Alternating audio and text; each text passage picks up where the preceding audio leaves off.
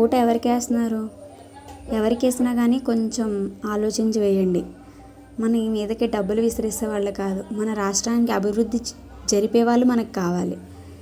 ఒక రాజధాని, ఒక డెవలప్మెంట్, జాబ్స్, ఇవన్నీ ఎవరి వల్ల అయితే వస్తాయో ఆలోచించి ఓటు వేయండి. మనకి ఎంత డబ్బు ఇచ్చేస్తున్నారో, మన అకౌంట్లో ఎంత మనీ పడిపోతుంది అనేది కాదు, మన రాష్ట్ర పరిస్థితి ఎలా ఉంది అని ఆలోచించి ఓటు వేయండి.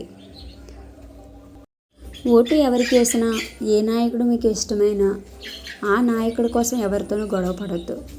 ఆ నాయకుడికి మీరు ఉన్నారన్న సంగతి కూడా తెలియదు. మీరు చనిపోతే మీ పక్క వాళ్ళు కాటి వరకునైనా వస్తారు, నువ్వు చనిపోయావనే విషయం కూడా వాళ్ళకి తెలియదు.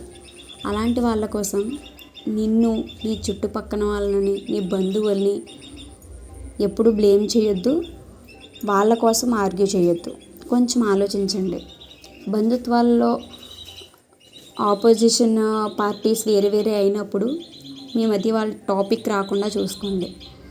ఆ టాపిక్ వల్ల ఆర్గ్యూస్ పెంచుకొని, అనవసరమైన విభేదాలు తెచ్చుకొని, కష్ట సుఖాల్లో తోడుండేది మనకు మనమే. వాళ్ళు ఎప్పటికీ మన మనుషులు కాలేరు. అలానే స్వార్థం లేకుండా ఎవ్వరు ఏ పని చేయరు ఇక్కడ. అండ్ ఎవరు గెలుస్తారు అనేది కూడా పెద్ద విషయం కాదు. ఎందుకంటే ఎవరు గెలిచినా మన తిప్పలు మనమే కదా, మన పనులు మనం చేసుకోవడమే. ఎవరు మన బతుకులను ఉద్ధరించారు. మహా అయితే డబ్బులు వేస్తారు, ఆ డబ్బులు ఎంతవరకు వస్తాయి? రేట్లు పెంచేస్తారు కదా, ఎలాగో వాటికి సరిపోతాయి ఎలాగో, అంతే తప్ప కానీ ఎవరో కూర్చోబెట్టి మనం పోషించేయరు. మన డబ్బులు మనకిచ్చేదానికి అంత ఇస్తాం ఇంత ఇస్తాం అంటారు. వాళ్ళు మీకు ఇన్ని చేసేస్తున్నాం అని అన్నటప్పుడు ఎవరి డబ్బులు పెట్టేస్తున్నాం అమ్మా అని అడగం. వాళ్ళ మీద ఉన్న ఇష్టంతో, అభిమానంతో వాళ్ళని నెత్తిన పెట్టేసుకొని వాళ్ళ కోసం మన అనుకున్న వాళ్ళతో ఆర్గ్యూ చేస్తాం. అది